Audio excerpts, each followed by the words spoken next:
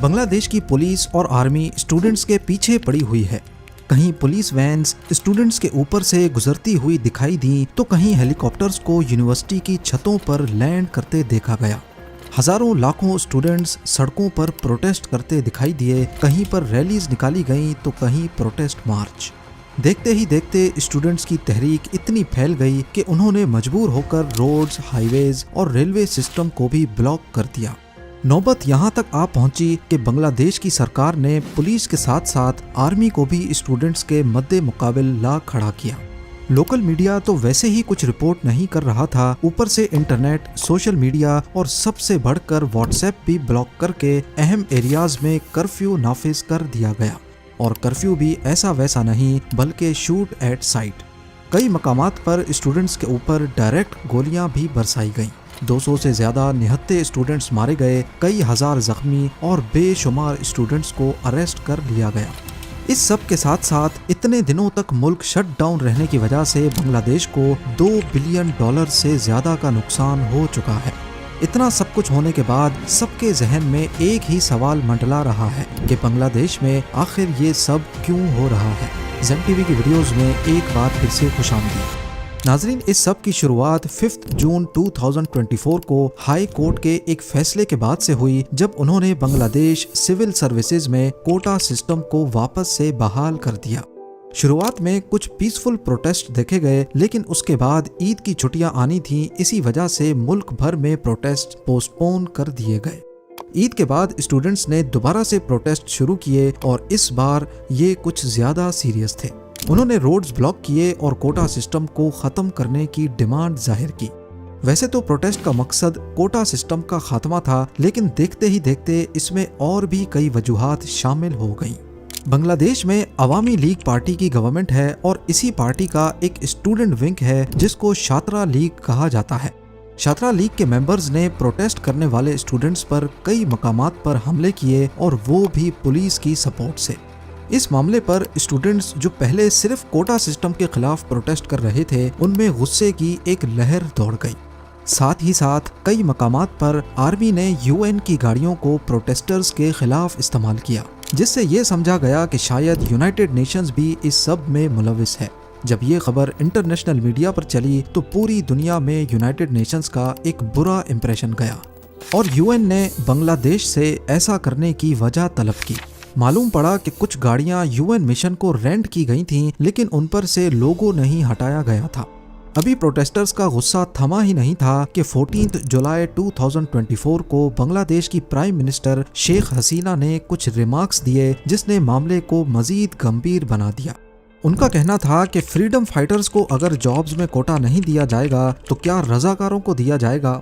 Prime minister کے اس بیان نے تو جیسے آگ سی ہی لگا دی، لیکن اس بیان کی اصل ویلیو آپ کو تب سمجھ آئے گی جب آپ کو فریڈم فائٹرز اور رضاکار کے بارے میں علم ہوگا۔ جیسا کہ آپ جانتے ہیں کہ 1971 سے پہلے بنگلہ دیش پاکستان کا حصہ ہوا کرتا تھا۔ اس وقت اس کو ایسٹ پاکستان، جبکہ آج کے پاکستان کو ویسٹ پاکستان کہا جاتا تھا۔ ایسٹ اور ویسٹ پاکستان دونوں کو انڈیا نے ڈیوائیڈ کیا ہوا تھا۔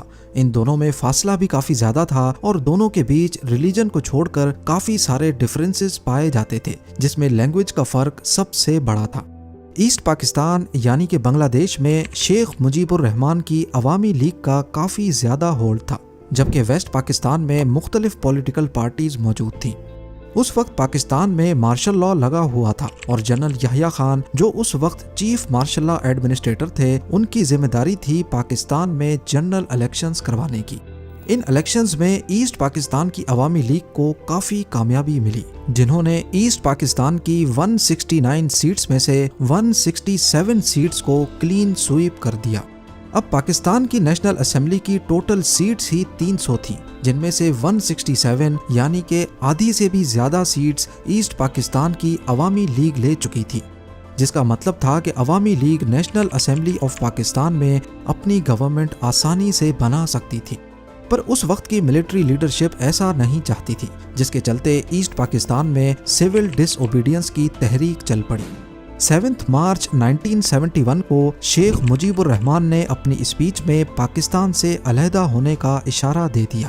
और 23 मार्च को पहला बांग्लादेशी फ्लैग ईस्ट पाकिस्तान के काफी घरों पर लहराया गया। इसका नतीजा ये हुआ कि ईस्ट पाकिस्तान में एक मिलिट्री ऑपरेशन लॉन्च किया गया जिसका मकसद ईस्ट पाकिस्तान को वेस्ट पाकिस्तान से अलग होने से रोकना था। बांग्लादेश की आज़ादी की ये जंग अगले 9 महीने तक चलती रही, जिसमें ईस्ट पाकिस्तान में मिलिट्री की कुछ यूनिट्स ने पाकिस्तान से अलग होकर आज़ादी पाने के लिए अपनी अलग फोर्स बना ली, जिसको बांग्लादेश फोर्सेस, मुक्ति बाहिनी या फिर फ्रीडम फाइटर्स भी कहा जाता है।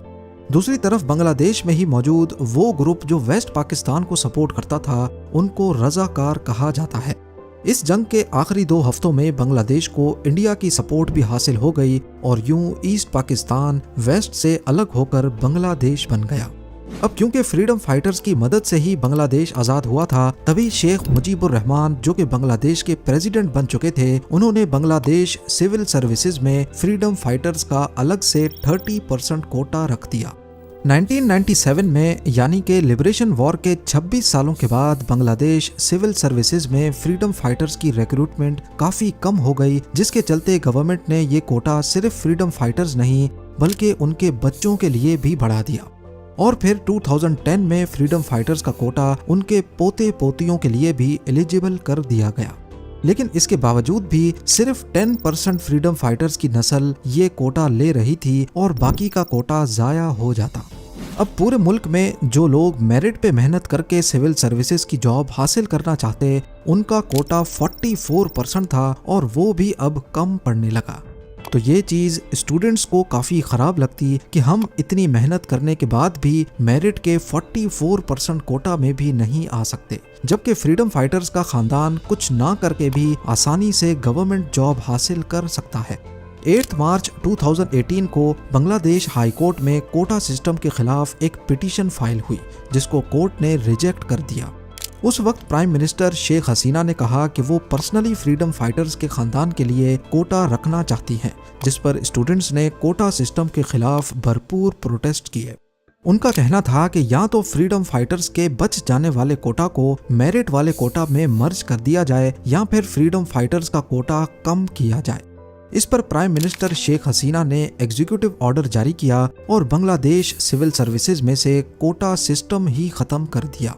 अगले कुछ सालों तक खामोशी रही, लेकिन फिर अचानक बांग्लादेश हाई कोर्ट ने 5 जून 2024 को शेख हसीना का वो एग्जीक्यूटिव ऑर्डर कैंसिल करके कोटा सिस्टम वापस से बहाल कर दिया और यहीं से दोबारा प्रोटेस्ट शुरू हो गए। जब हालात हद से ज्यादा बढ़ गए तो 21 जुलाई 2024 को सुप्रीम कोर्ट ऑफ बांग्लादेश ने कोटा सिस्टम में भारी रद्दोबदल का ऑर्डर पास किया। उस ऑर्डर में 93% कोटा मेरिट के लिए दिया गया, जो कि पहले 44% था, और फ्रीडम फाइटर्स का कोटा जो पहले 30% था उसको कम करके 5% कर दिया गया। 1% माइनॉरिटीज और 1% माजूर लोगों के लिए फिक्स किया गया।